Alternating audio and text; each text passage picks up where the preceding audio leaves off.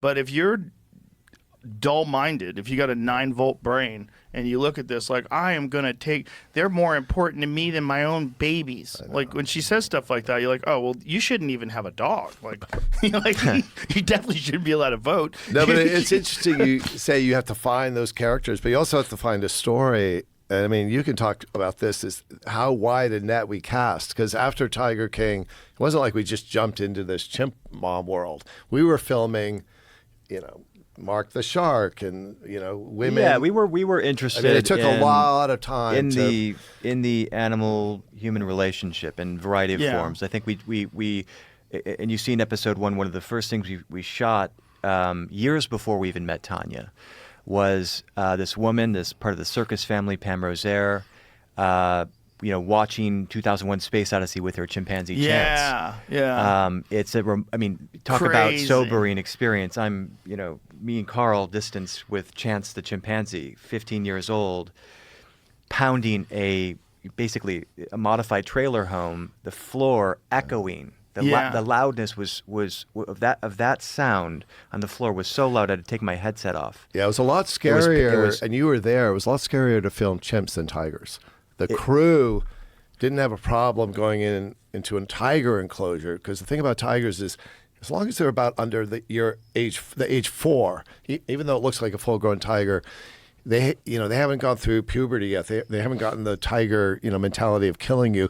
But a chimp, anyway, the chimp filming was much more difficult. Well, they're also like human characters and wiry, and you don't know what's going to happen. They're on these kind of leashes. Well, it's also how they evolved. I mean, that's what kept them alive. If you watch Chimp Nations, like those sort of instincts is what keeps them alive. Oh, sure. Very murderous. Well, we didn't really know how murderous they were until Attenborough.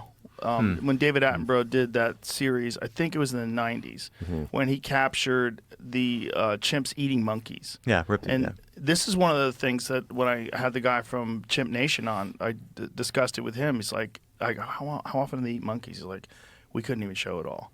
It would just be like the whole show would be chimps eating monkeys because that's what they want to do. They want to eat monkeys. That's their primary source of protein. Yeah. They like fruit. Fruit's great, but they also like monkeys. The colobus monkeys, and they eat. I'm a reptile guy, and in the range of those chimps in the wild, there's a tortoise.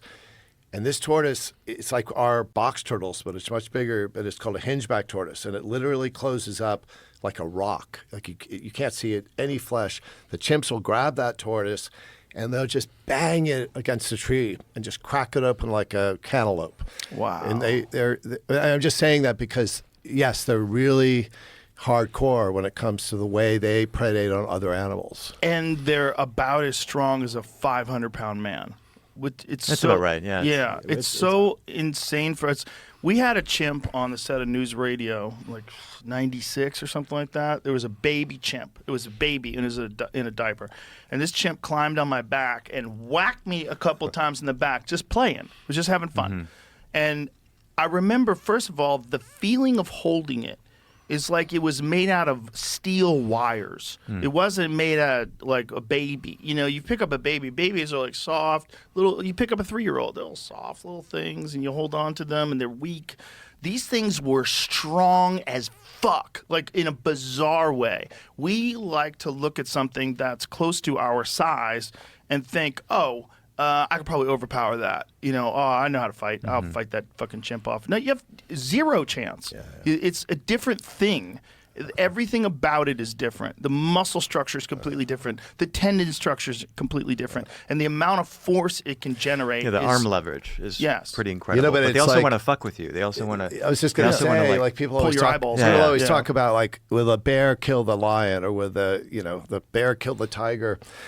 I think chimpanzees... and you're into obviously fighting, and I think they are the most diabolical fighters because I don't know what a chimp would do to a grizzly, but a chimp has goes after your genitals, your fingers, your face. Yeah. They know how to fuck you up like nothing else. Yeah, they know how to debilitate you and take away what makes you a human. Yeah, yeah, and they also have zero remorse. So they're like a human in that they can think, but they have zero empathy. and they're fucking dangerous.